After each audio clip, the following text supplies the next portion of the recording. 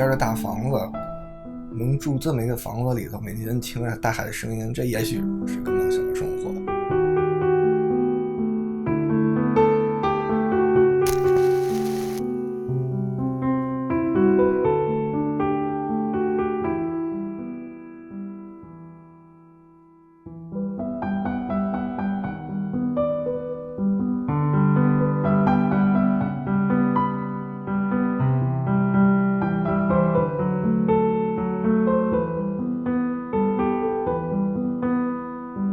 My name is Leo. I'm Chinese, but actually I'm a Canadian.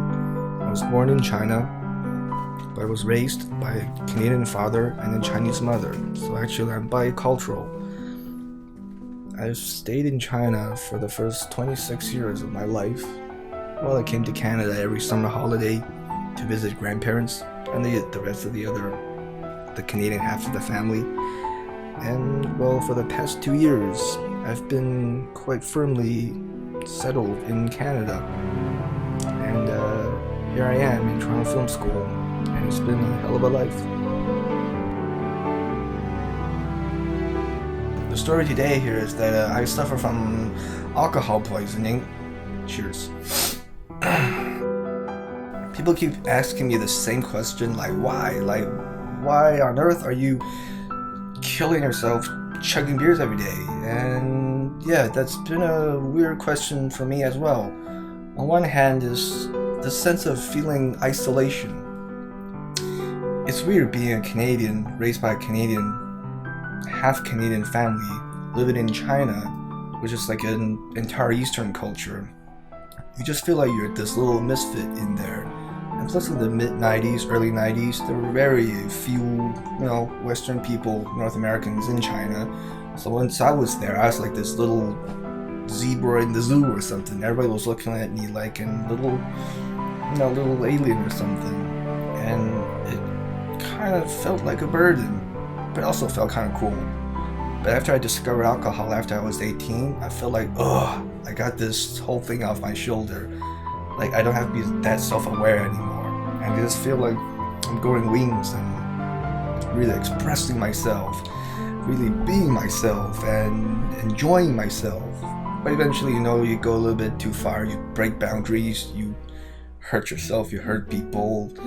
And I realized, oh shit, it's too late. I gotta control myself. Well, and now it's kind of too late.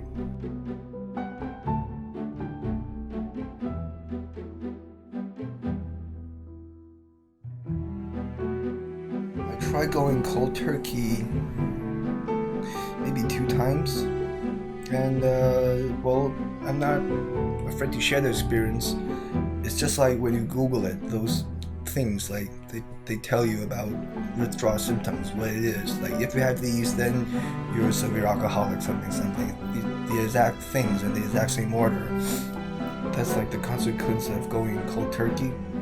First of all, it's the insomnia, and then the stomach clutchiness, like vomiting and stuff, and then the shakiness, the sweating, and then you lose your appetite, and then you lose sleep.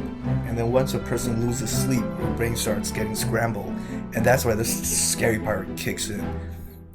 So by the second night, or was it the third night when I was going cold turkey, I hadn't slept for 3 days in a row, by the way. I was really hallucinating. Literally hallucinating. I was hearing sounds. I was hearing like flies buzzing around in my hotel room. I heard babies crying in the middle of the night, bells tolling, bells ringing like church bells in the middle of the night. And then I started seeing things, and then I started like, actually feeling the stuff that I'm seeing. Like when I see a little blue moth fly towards me, I really like feel the stings on me. And I'm just like scratching and acting ape all day, and you get so much pressure if you realize that somebody is noticing something wrong about you.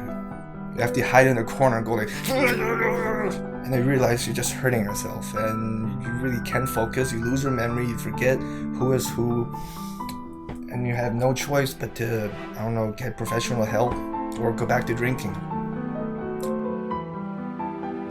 If I had a smoother, relatively ordinary or common childhood life Will that have reduced my addiction? Well, I don't know, but I don't regret one bit of the background of my life, my childhood, of who I am, of all the experiences I had.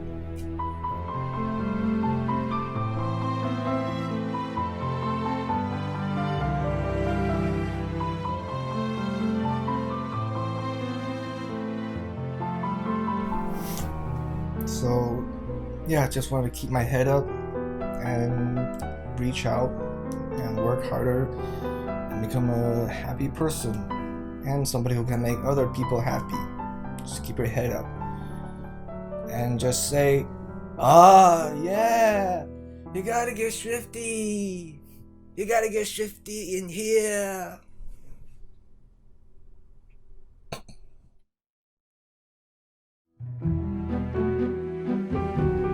Years ago, when I tried to go sober and clean and have a night of sleep without any alcohol, I had this dream, this lucid dream. There was this tin can of beer in front of me, placed steadily. I walked over, picked it up as usual, and then opened it. Turned out somebody pranked me. Bubbles started spurring everywhere, just more and more, and liquid starts pouring. And it turns out it was full of blood.